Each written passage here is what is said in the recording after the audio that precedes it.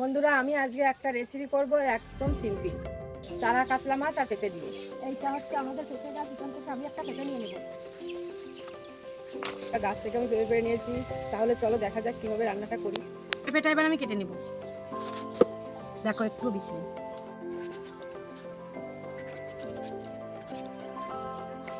পেঁপেগুলো আমি এভাবে কেটে নেব। 2 পিস আলু দিয়ে দেবো, আলুটা কেটে নেব। পেঁপের মতো সাইজ করে আলুগুলো কেটে নেব। এভাবে আলুগুলো কেটে নিয়েছি।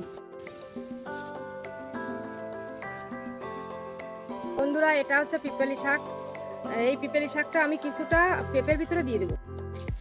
এই শাকগুলো এভাবে ছাড়িয়ে নেব। কড়াই গরম হয়ে গেছে, এবার তেল দিয়ে দেবো। এবার কয়েকটা রাঁধুনি দিয়ে দেবো।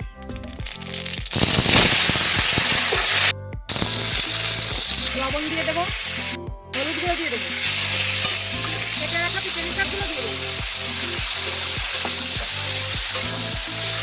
তুলে রাখা কাঁচা লঙ্কাগুলো দিয়ে দেবো। সবজিগুলো ভালো করে 5 মিনিট ভেজে নেব। সবজিটা 5 মিনিট ভেজে নিয়েছি, এবার জল দিয়ে দেবো। ভেজে রাখা মাছগুলো দিয়ে দেবো। বন্ধুরা, রেসিপিটা আমার কমপ্লিট হয়ে গেছে, এবার নামিয়ে নেব। বন্ধুরা, চারা কাতলা মাছ আর পেঁপে দিয়ে রেসিপিটা আমার কমপ্লিট হয়ে গেছে।